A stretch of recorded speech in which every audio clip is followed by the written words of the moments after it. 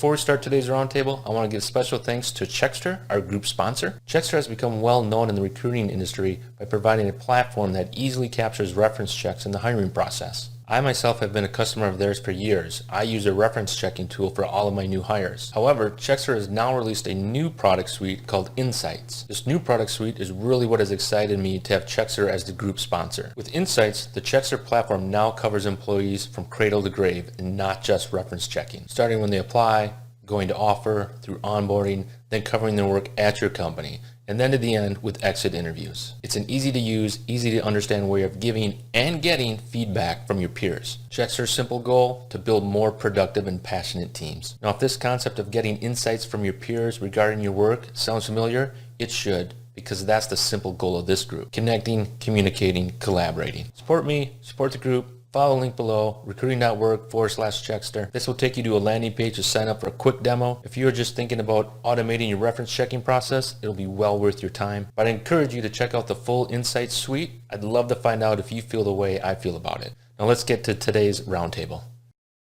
All right, good morning, everybody. Let's jump right into it. Thank you for attending episode 49 in Let's Talk Recruiting, where peer practitioners from across the country get together and talk on various topics in recruiting, basically everything that we all have to live and work through on an ongoing basis. And today's topic, the best solutions for candidate satisfaction, has been something that's been around for a long time. With the resume black hole is sort of the bad nickname for it, but it's great to see a lot of companies really engaging with candidates and applicants and hopefully hires on a more of a customer relation type basis. So I think we all have our ways of doing it. I do not think it's easy, especially when you have high applicant flow, to keep everybody happy, which I think is when the country turns back on again, we're going to see a lot of that. So again, topic for today: best solutions for candidate satisfaction. With us, we have Kathy Berry out of Chicago, Lisa Rezel out of Chicago also, Andy Edmondson out of Portland, and Christine Drelling out of the DC, Baltimore area. And I'm out of the LA area, so we're kind of bi-coastal today. So let's jump right into the topics. What we're going to do is sort of go through each panelist to have a key point to talk through. If you're in the audience and you want to add any chat or comments or questions in the chat section, please feel free to do that. So with that said, Kathy, let's jump over to you and your item. Sure. So I will quickly introduce myself. I'm Kathy Berry, and I'm the Senior Talent Acquisition Business Partner for a company called iRhythm Technologies. We're located in the northern suburbs of Chicago in a town called Lincolnshire. So Lisa, I'm sure you know where that's at. And basically, what we do is we are a leading cardiac arrhythmia diagnostics management company. We have about 1,200 associates worldwide, with about 11 of them here in the United States. So we are just starting to expand into Europe. We have a London office, but we do three different things. We manufacture a medical device called Zeo. We are also a provider of diagnostic services to physicians all over the country. And we also have a research and development piece of our company as well. So as a talent acquisition business partner, I specifically recruit for our revenue cycle management organization, which is basically medical billing. And it's very high volume. We literally had 17 people start last Monday. I had about 45 days to recruit for them, and I have a tall order of filling another 33 openings before the end of the year. So candidate satisfaction to me is incredibly important, because I need to have a pipeline of individuals at all times. So in this COVID-19 world that we are in now, I have found that I really need to get back to those basic bare bones type of communication with candidates. So there are three things that I try to focus on at all times.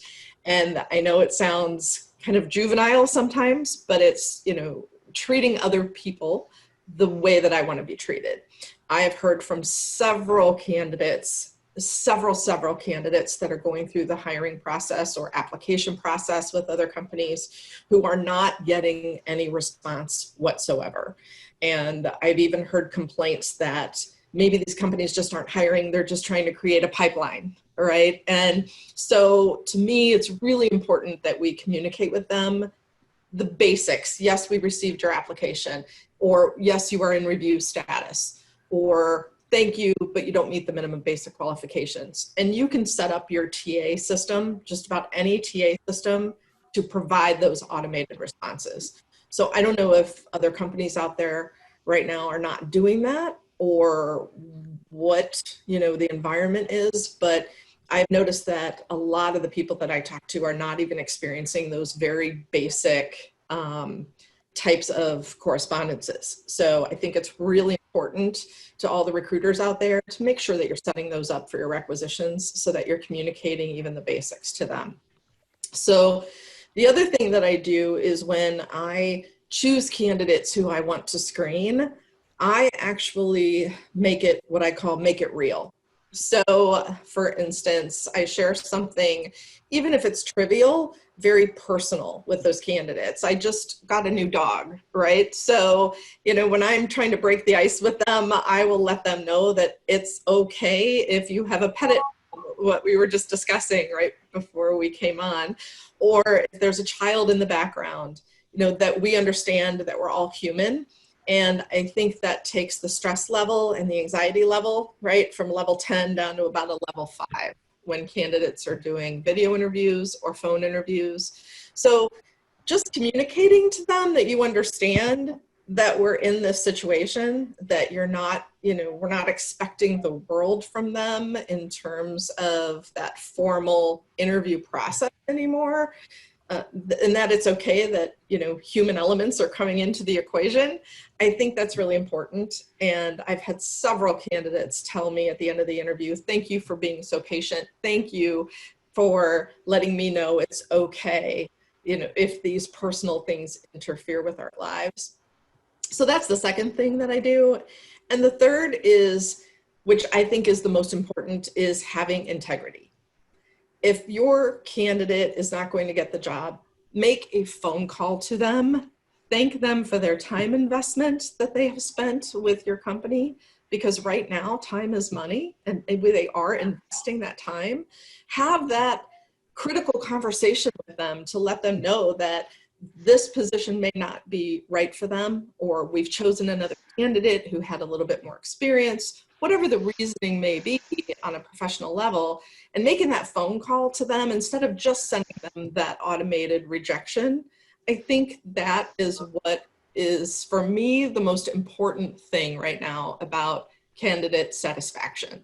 I have actually had the success of hiring 2 referrals from candidates that I've rejected, because I'm building that pipeline and I'm building that relationship with those candidates for something else that I may have available down the road. So I think integrity in this COVID world right now means more to candidates than anything else, right? That communication and that integrity that you have in building, and you build your own reputation that way as well. So those are the 3 things that I think right now are building the greatest candidate satisfaction for me in particular. So when people, the audience members sign up, we had a question, hey, what do you recommend is like one item to ensure candidate satisfaction. Communication was by far the overwhelming theme. And I'm all for setting up your system to help you, such as that communication people or to people. So when somebody applies, to me, that's a no-brainer. Hey, we received it. So that's a no-brainer check. When it comes to people going down the pipeline, are we increasing our communication with them kind of on a priority, where if they're doing a phone screen with the recruiter or a phone screen with, or a Zoom screen these days with the hiring manager, are we kind of putting them behind the red velvet rope to ensure that they're being communicated with? Is that raising of the bar? Are you asking me or are you asking everybody? I'll go to you, Kathy, but then to everybody else around, really making sure once they become engaged beyond just applying to a job, are we increasing our engagement with them? I am. So I have an A candidate pool, a B candidate pool, uh, right, of pipeline that I keep in touch with because I hire according to training dates. So I hire batches of people at a time. So if I have a great candidate and the timing just wasn't right for that candidate, they go into my B bucket so that as soon as that window opens up and I'm hiring my next batch for my next training class, they are next on the docket.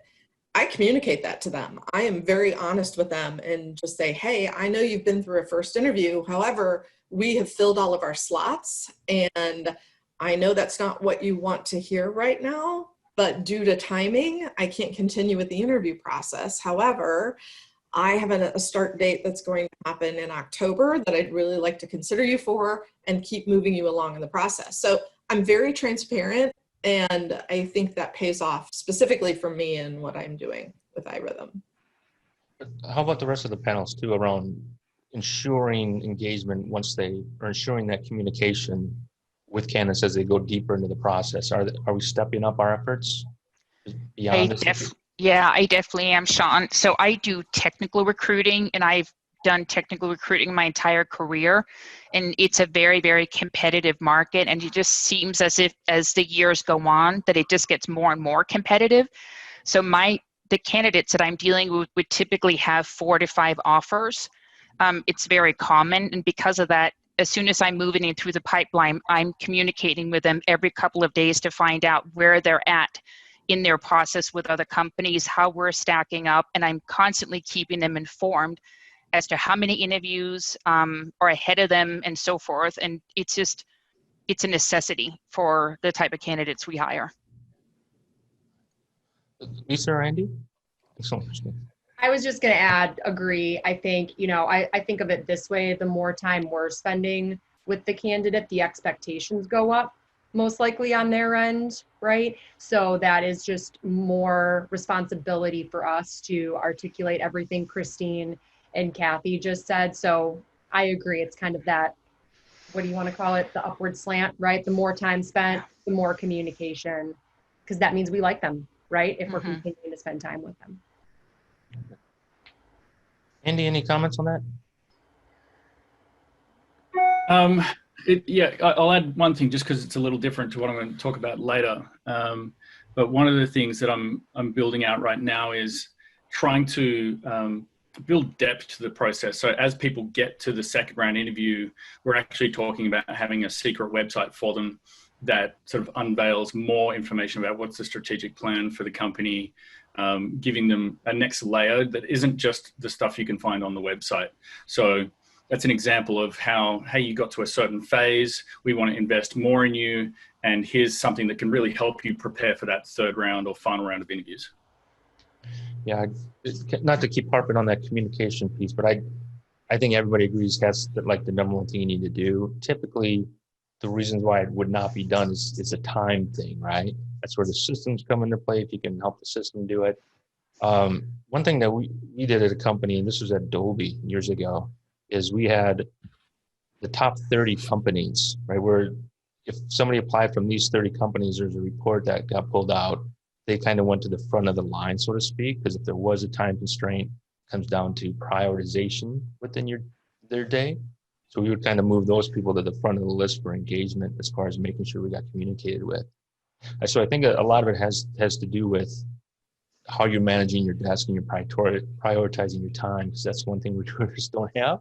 It's time of the day and it's so reactionary. I really like to see when you kind of prioritize for, like Christine, your tech recs, I have to respond because otherwise they're off the market in the day, or just certain roles or what have you. So that really, within that action of communicating, prioritizing who I communicate with, if we're doing one-off emails, because those take time, and to get personal, those take time. There's a question in the comments area around candidates that ask for interview feedback when they're not selected. So kind of like the bearer of bad news, kind of Kathy, to your point. How are we communicating that bad news message back to them? And are we waiting till the rec gets closed before we tell them, hey, sorry, the rec is closed, versus when we know the answer that they're not going forward? Let me throw that back at everybody. I think to me that depends on the particular position. And it's a question I get asked every day, and it's pretty uncomfortable. And it's also something that you really have to think about how to answer that wisely.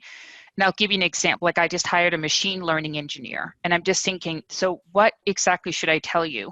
That there was a person who interviewed who was stronger in Python and Scala than you? Do you know what I'm saying? It's like, because that's really kind of what it boils down to, is that we interview the people, we give them a technical test. Somebody's a little bit more senior than you are, they're a better fit. And the bottom line is that's why you were not selected.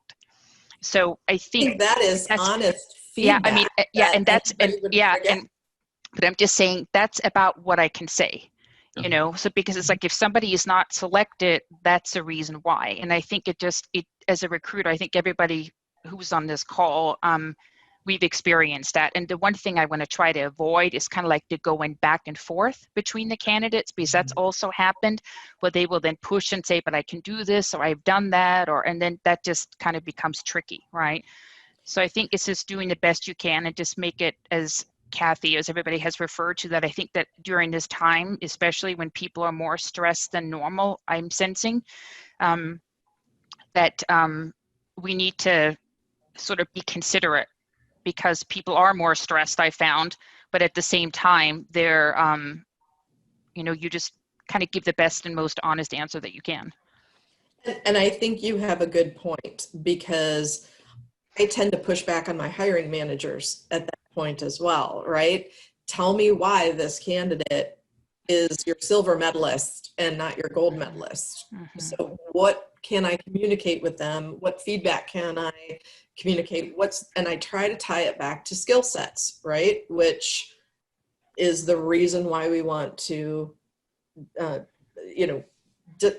a candidate go. So you have to tie it back to the skill sets, because if not, you will get the barrage of emails that back and forth during sensitive times, right? So I agree, but I also again, tie it back to that integrity issue. I want to be very honest with that candidate. You weren't selected because of this. It may not be something you want to hear, but for this particular role, we've hired somebody who's a little bit stronger in that particular area. So I'm very honest in that aspect. Lisa, let's segue over to you and your item, because I think it's a nice little segue for that, for where the conversation. Sure. Yeah, I think, good conversation thus far. I probably know some individuals on the call. I've participated in a few panels, but I'm out of Chicago, like Kathy. I work at Centric Consulting. We're a mid-level management consulting firm, and I'm in Chicago. We have branches all over the U.S. So happy to be here. I think one of the things that was already discussed somewhat by Kathy is just this idea around, there's a book that I read called The Power of Moments by Chip Heath, and the authors also wrote Switch, for those of you that have read it. So just this idea around, figuring out the moments in the process where we want to make an extraordinary impression and executing on those flawlessly. So we've done this, similar exercise with our team. This kind of goes to Joe's question, I think, around, how do we define candidate satisfaction? So for us, it's, that handling rejection transparently is certainly something we've talked a lot about. So, how do you communicate rejection in a way that isn't crippling, but that also isn't ghosting someone, right? And so, doing so, I think we've talked about a lot of the same topics we're discussing here. If you're going to communicate this via email, to make sure you follow up with the option, offering the candidate the option to talk if they want to through some of these challenges. But then if you do it via phone, I think it's being quite honest. And, I think a valid point too is back to your example, Christine, about machine learning. I don't want to turn that candidate off too much, because I know in a market for machine learning, there's a limited pool of folks. And chances are I might be coming back to that person again, whether it be at this company or another person. So I really want my feedback to them to hopefully build trust, right? And to hopefully be, as Kathy said, highly personal. and a quote I heard recently from someone is, if you don't make things highly personal, someone else will. So I think it's on us, it's on me, it's on all of us in the industry, right, to do what we can to connect with the person and leave them hopefully feeling better. You know, they might hang up and hate you, but hopefully the goal is once time goes on, they really respect that honesty and transparency. Now, Lisa, you mentioned the phone conversation. Are we keeping those hard conversations on the phone and outside of email and the written word? We do, for folks that have had in-person interviews with us, absolutely 100% of the time it's a phone call. And the emails are really just, you know, if I connect with someone and it's just not a good fit right now, then it's an email, more of a soft close saying, hey, we just don't have a good fit right now for you. But we do, you know, that's another moment that we define, right, that we want to differentiate ourselves. So picking up the phone and having that conversation is something that we've committed to. So I kind of referenced the written word just from a legal perspective. Are the lawyers involved in your rejection? The written, when you send written rejections, are your legal departments signing off on that? Or is it just in recruiting TA's control? We hadn't initially. We then got, you know, them involved to make sure they had no issue with it, right? But I think I'd be curious what others have to say too, because yeah, it's always after the fact, right? You realize you should have gotten someone involved and didn't. Yeah, what do the other panelists feel like that? Because I always thought you couldn't be, Christine, to your point, well, what can you say to them? Not trying to have this turn into a 10 email exchange, but from that, are we getting ourselves into legal trouble if we give too many reasons why we're rejecting them, and it's a possibility that they grab onto one item and that's what the focus becomes on. So it's always like this fine line. Hey, we want to inform people. I don't have time to call everybody for every single situation. So I send them a message and it's kind of gray and vague, blame it on the lawyers. Is that kind of a world we're living in, or is we moved beyond that? So for us, it's very similar to Lisa's. If we interview candidates in person, we feel that we owe them the phone call, right, to you know, disposition them, so to speak. If I do a lot of phone interviews, I do between 20 and 30 phone interviews a week minimum. And if they don't meet the competencies, we send them a structured note via email that they're not moving forward in the process. So I can't call every single person that I have phone screened just because of the volume that I do. But those communications have been approved by our legal team, as far as I know. Excellent. Okay. Yeah, I think that's kind of a hit or miss. I love getting quick legal sign off when you have to, but maybe this is the wrong way to do it, but only involve legal when you have to. But this is probably one of those times where you better to pass the blame on someone else. Right, Andy, let's jump over to you and your item. Oh. So when I was thinking about the best solutions for candidate satisfaction, I'm the Director of Talent Acquisition for Stoll Reeves, which is a large regional law firm based out of the Pacific Northwest. So the three tools that I really want to speak about, the first one is a great way to elevate awareness with the recruiters about candidate satisfaction and gets you started on making strategic improvements towards that. So we call it the candidate journey. It was a chance for us all to sit down and walk through all the different phases, from when someone's simply learning about the firm, applying for a job, all the way through to they've been hired and onboarding and rejected, all those ones, every single one. We identify what that touch point is, who's involved. We talk about what that channel is, and we define, is that written, is that email, is it a phone call, is it a hiring manager, you know, a video interview, etc. We go into what is that experience for the candidate. What decision is the candidate trying to make at that phase? You know, are they just trying to make the decision of should I apply or not, etc. And then for that phase as well, we also break down what is that opportunity for us, so that we can then start to think about what's that gold standard look like for us. And I really like what Kathy, Lisa, and Christine have already said around those best practices for each of these touch points as we've sort of talked today. So that candidate experience journey, you could start with your documented process as well as something to sort of start that conversation, but then it really expands it out and starts building content into each little touch point that you have. And you start to find out there's a lot of touch points that maybe you're not documenting in your process as well, because you're not focused on the candidate experience when you wrote the process. You were focused on the internal, either hiring manager experience or your own recruiter things to make sure you weren't forgetting something. The second thing that I take from that is then what I call the candidate experience compass. And that is, I start building these phases out, and I actually do this in Excel because I like the data side of it.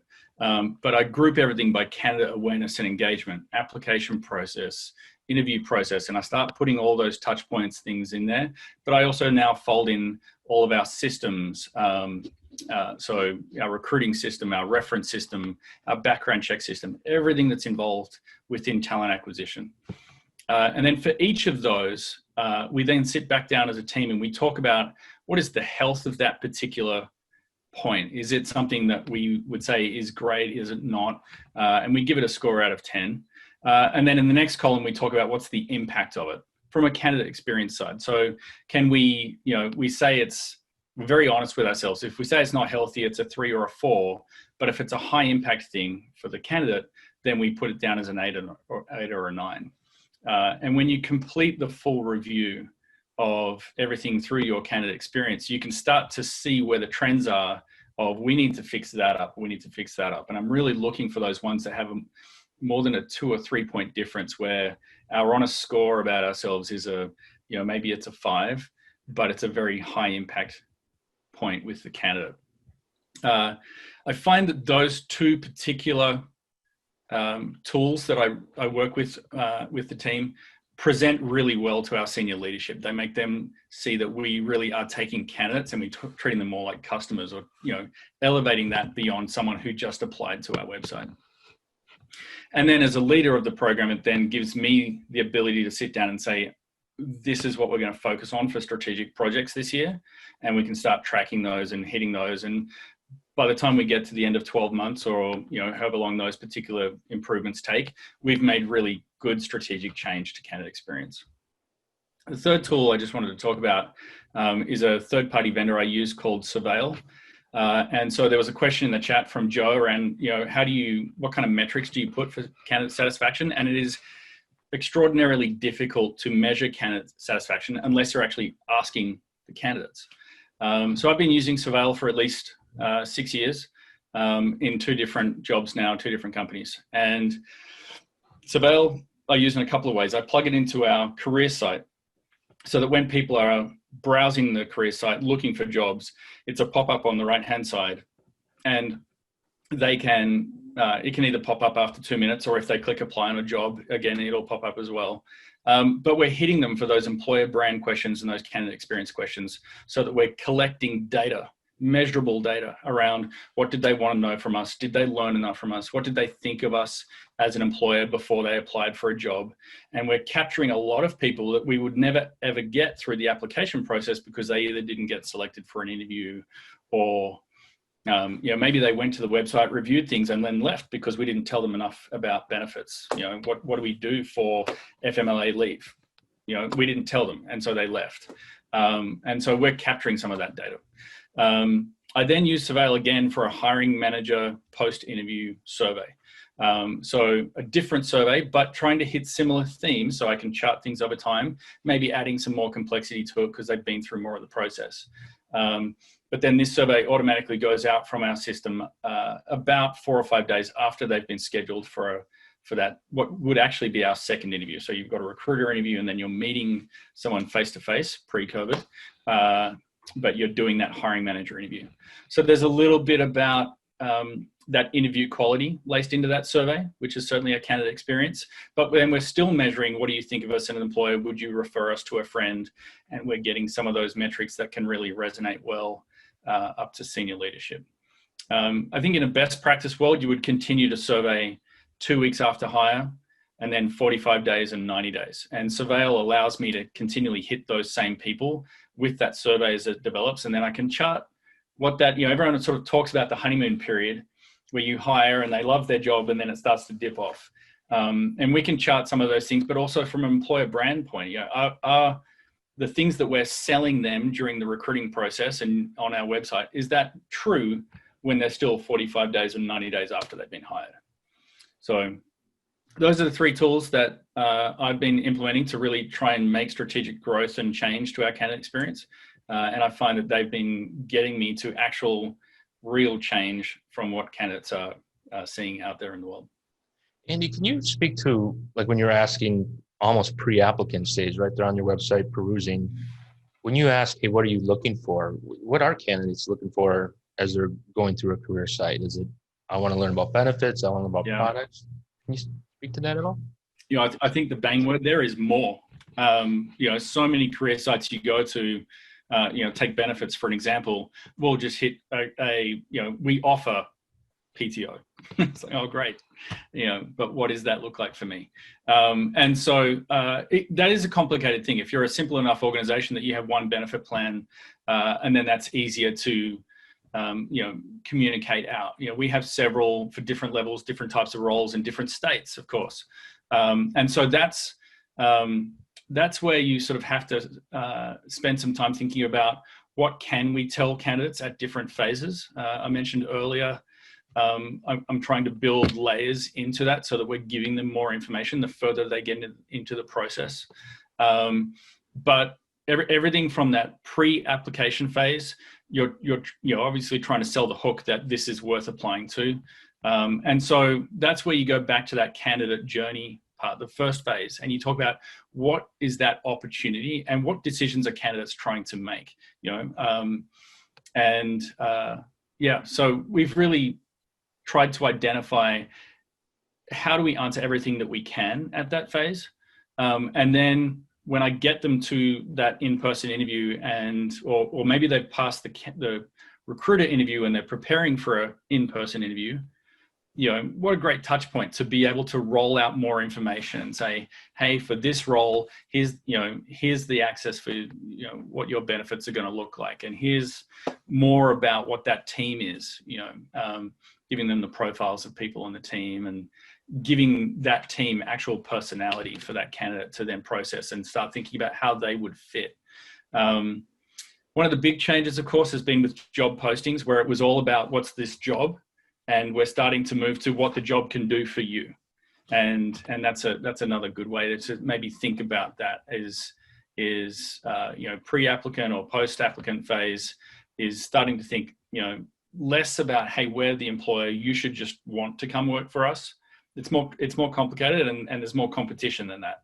So how do we then, start to create that picture of you in this role? Andy, do you put that narrative in each job description or more about your career site wrap, so to speak? What we're writing at this point is with the job posting, to clarify between the HR job description and our postings. And so that's a time-consuming thing. I'd love to do it for every job posting, but it's a lot of creative writing, and it takes. It's probably something that you can work on now as we're sort of going through different phases of 2020. If you have the time, then that would be a great time to use to create more depth to your job postings. So as we talk about that, we're trying to build in layers around our diversity, equity, and inclusion initiatives and putting them in the job posting. So the reason we're putting those in the job posting is when our job postings go out to Indeed or LinkedIn or some other website and they get pulled out to all various spots that aren't our career site anymore, we're losing the power to sell what we're doing from a DE&I aspect when that job gets pulled away from our website. So we're starting to fold that back in. And it's stuff that needs to be consistent, that we can use across all job postings, or at least for one particular office, say our Salt Lake City office, we talk about that. So that's from a job posting aspect of just trying to sort of get that content out further. Yeah, I just kind of highlight that piece because such a large portion of our candidate pool sits at that applicant, at the application level, right? They applied, they didn't go forward in it for whatever reasons. And it's like you only have that one shot to satisfy them about your companies in that posting or in that external branding versus the touch from a recruiter, because they may or may not get that that point. So I think it's a great opportunity to kind of make them satisfied, I guess, for lack of better words, to want to work at your company. There's a company a couple of years ago, I don't know if they still do it. It was Riot Games out of LA. They wrote probably the most creative job descriptions I'd ever seen. And I had dinner with their head of TA, and I'm like, what do you guys do to do that? Oh, we have a coordinator. She writes them all. And if she gets to it, she does it. If she doesn't get to it, she doesn't. So to your point, it's like resources and the creative person to actually be able to do it and then have the time. So he was like, when she goes, it goes. Like, oh, okay. Well, hopefully she stays around for a while. To your point around ask. Oh, go ahead, Annie. Go ahead. Now you quickly just sort of mentioned sort of the amount of people going to the career site, and that I think most people don't recognize quite how many people go and view and then don't apply. And so I think everyone out there needs to have, be getting their hands on, what is your website traffic to career site? And then, having someone like Surveil to start measuring or asking questions from the people who are going. Because I have to tell you, I was shocked at the numbers from my prior role. We were a small company of about 800 people in craft brewing world, and we would get a lot of applicants because it was craft beer, but our website traffic was 20,000 plus a year, and that was just viewing the jobs. And so to get an understanding of that funnel, when we're talking about candidate experience, we're not just talking about the ones who are here with the interview. You want to invest and make sure that they're having a gold standard experience. But those candidates that you're losing or not seeing the resume of because you didn't meet some sort of level of convincing data to sort of get them to apply, you just don't know who you're not seeing. And so to see that level of traffic to the career site and then seeing them, well, those people aren't applying. There's a huge amount of people here not applying for some reason. What can we do to change that? And it wasn't until I showed those numbers to senior leadership that I was able to get more budget to invest in the career site.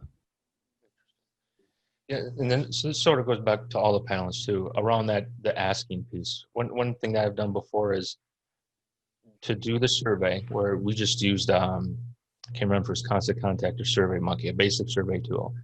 But it would be the survey that you got, understanding that people don't want to spend a lot of time answering surveys, especially if they just didn't get the job, right? To measure that satisfaction, is we limited it to 5 questions per survey. But if we would look at the buckets of the funnel, right? So if you applied and never got phone screened by a recruiter, you got survey number 1. There's more about the website. Did you find what you're looking for? If you went through the screening process with recruiters and hiring manager, you got survey number 2. Is more about the interviews and those types of questions. On-site interview, different survey. Offer, if you rejected the offer or what have you, you got a different survey. So it's 5 questions per survey. They kind of aggregate together. So that was our way of sort of asking it.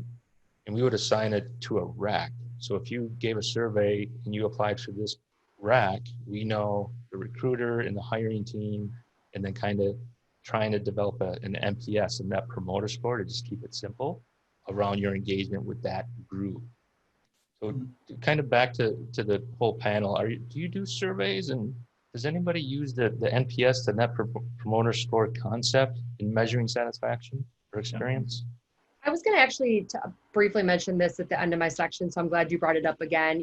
I think there's been a lot of talk about this topic, of course, so therefore there's a lot of companies probably at this point that maybe weren't doing surveys starting to do surveys. So we're one of those companies, and I think we're starting very from the beginning, right, and only right now surveying folks that have made it through the process. And I think an easy way to get a pulse throughout the process, if it's not a crafted message like what you're describing, Sean, is just to ask candidates, right?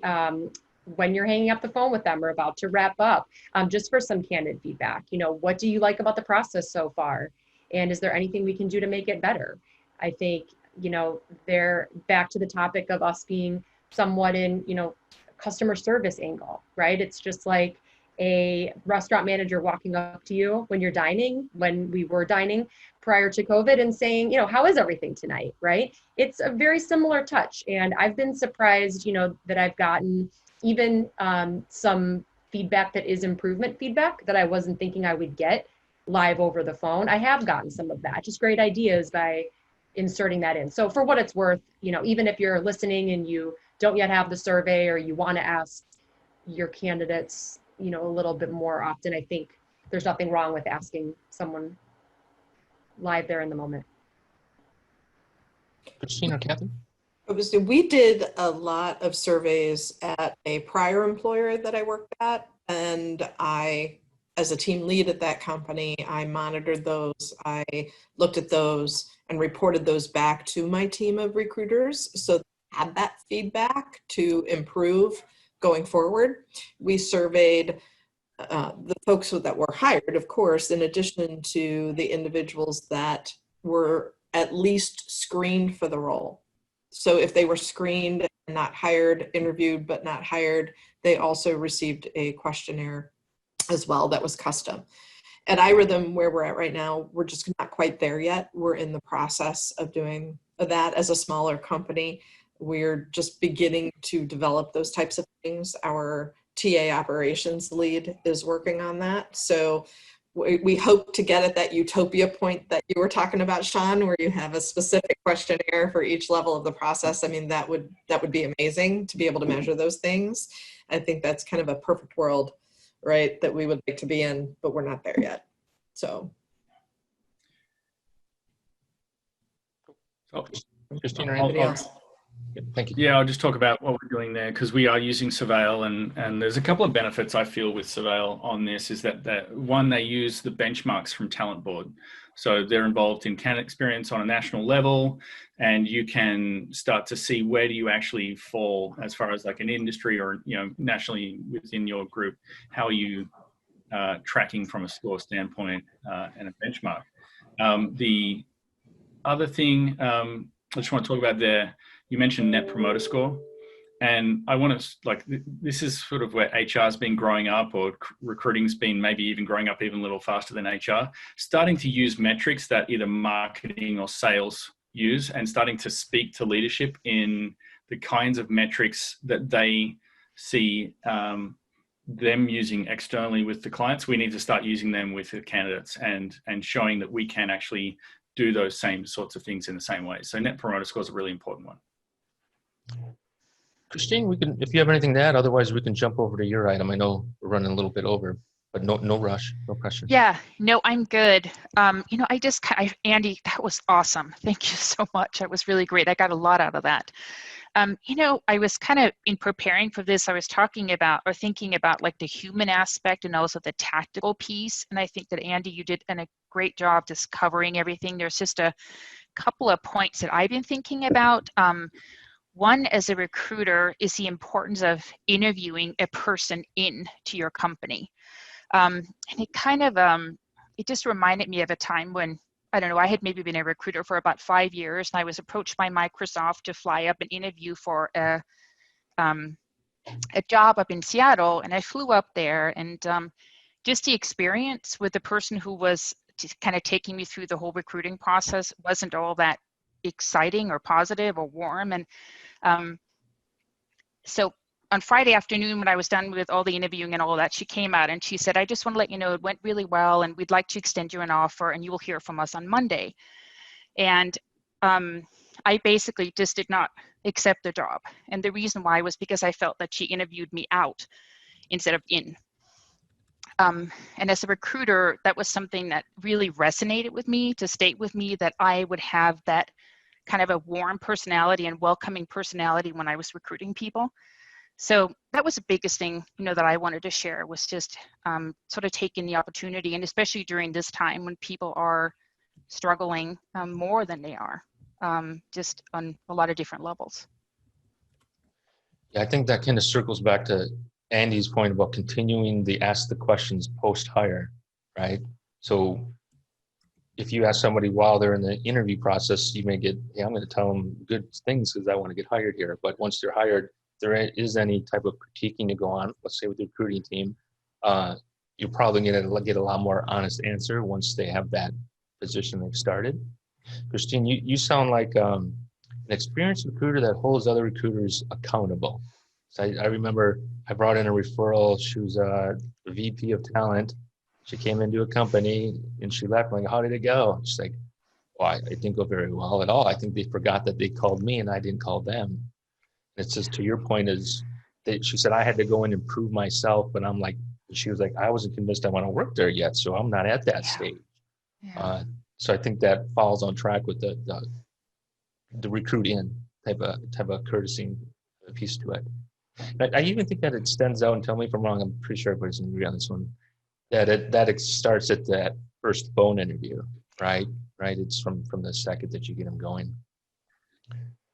Any comments on the recruiting in piece? I think that sort of summarizes like good customer set. It's not even satisfaction. It's to Andy's point. We're drawing them in. It's more than making them satisfied. It's almost getting them excited to want to work at my company.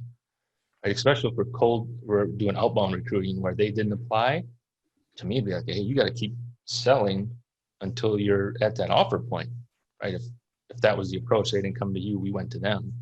And any thoughts around that bar? Does it get raised when we're talking about sourced candidates versus active candidates, for lack of better words? I got nothing. I think it's important to tell the hiring manager I was just going to say that. if you source someone, because sometimes a hiring manager will say, well, then why did you apply to this position? And the person is sitting here thinking, well, somebody actually reached out to me about it. So I think it's I important was just going to comment on that, Christine. It's very important that you be transparent with your customers and let them know that you've been sourcing these individuals or courting them.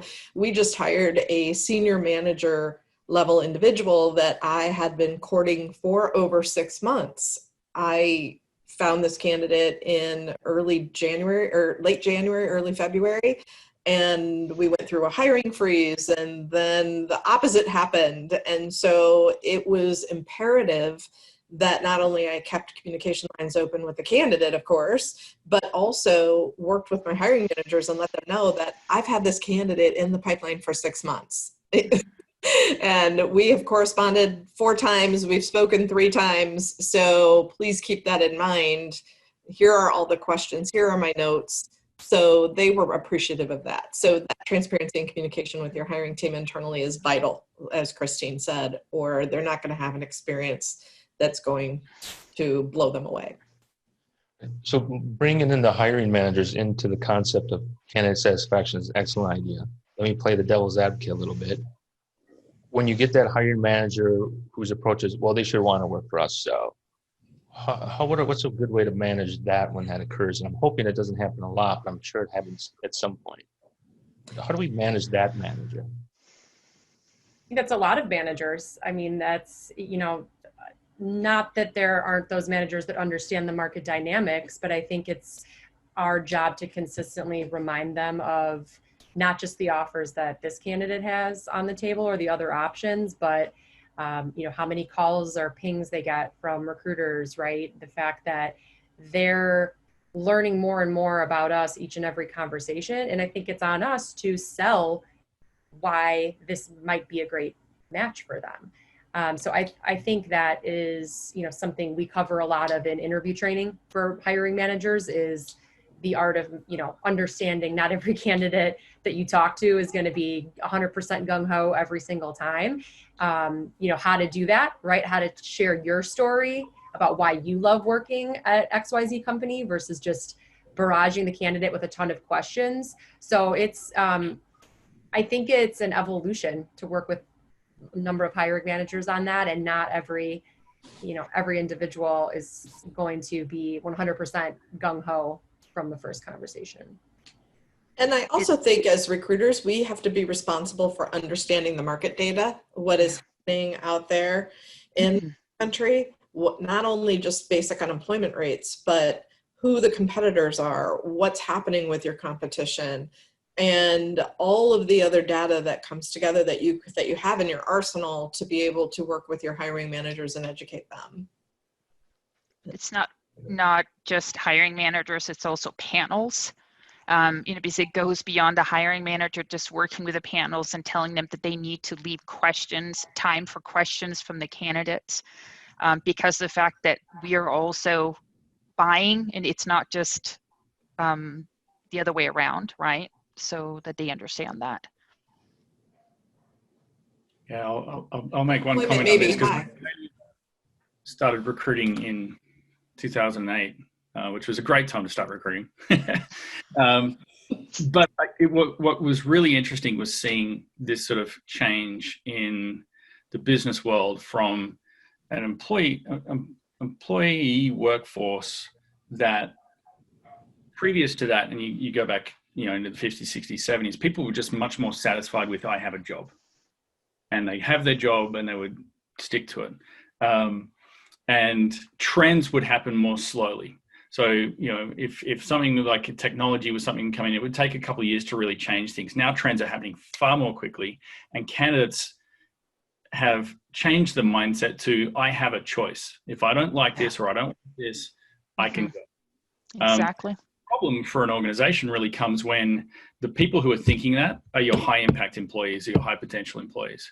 So I think it's a terrible, erroneous thing to start thinking, well, we're going into recession, so there should be lots of candidates and we'll have lots of choice. No, your choice is still the top 10% of the pool that you want.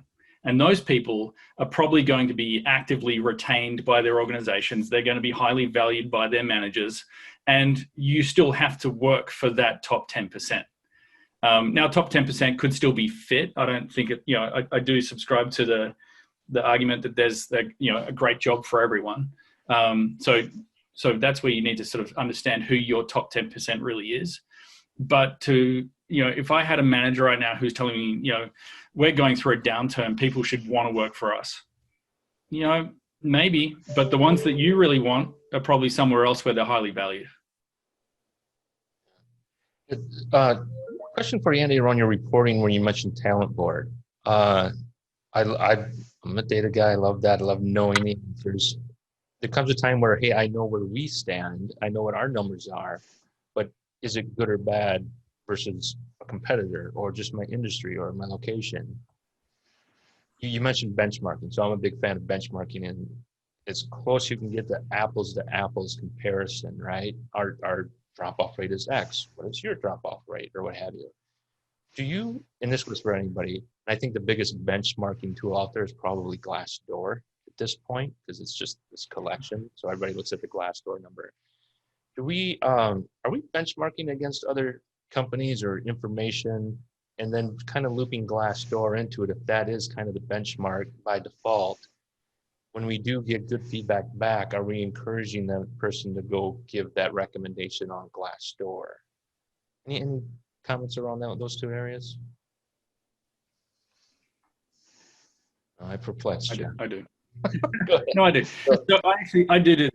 Glassdoor is a really interesting one because it was you'd be tempted to say it was love-hate, but at the start it was, from the organizational standpoint, a hate relationship, because they were tracking certain data and making it look very official. My particular beef at that time was the compensation data was inaccurate for where I was at. And I had no way to correct it and say, you're actually presenting incorrect data on that. So that was, water under the bridge. Let's keep moving and focus on the candidate experience side. I do track the ratings of my competitors. So I actually keep about 5 or 6 competitors on a monthly, I go in, take a little screenshot, snap it, and I track their ratings over time. And then I used to do this at my old organization. I'm going to be doing it at my new one. I pick small groups of highly engaged employees. So we have our annual survey come out. I reach out to directors and leaders of groups and I say, hey, can you identify to me, just who the top people are in your group that we want to then engage in reviews. And it's not about creating a false image online about what the organization is like, but it's about activating the people that really do love it, because Glassdoor typically, at least historically, was more around the people that had left, and then they would be looking for a job, and then they'd be captured by Glassdoor at that moment to sort of leave a review. And that's a one-sided picture as well.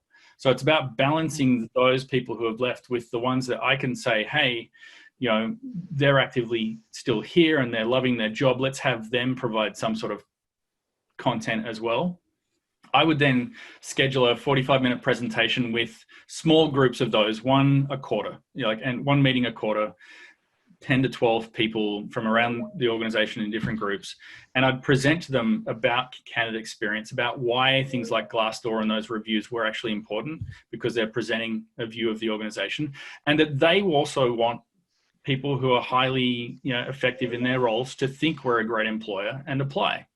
And so we present the data, we tell them why it's important, and then I just leave it. I say, hey, if you know, are happy to go on and leave a review, here's the link. You know, no requirement for them to do so whatsoever, but I do know that they love their jobs. I do know that they're highly effective, and I do know that they want to be surrounded by people who are the same. So I get about at least 60 to 70% of the people who come to that presentation, they all say it was great value. And I can include other things, sort of like what are the other projects that talent acquisition is working on, and sort of give them some more information there.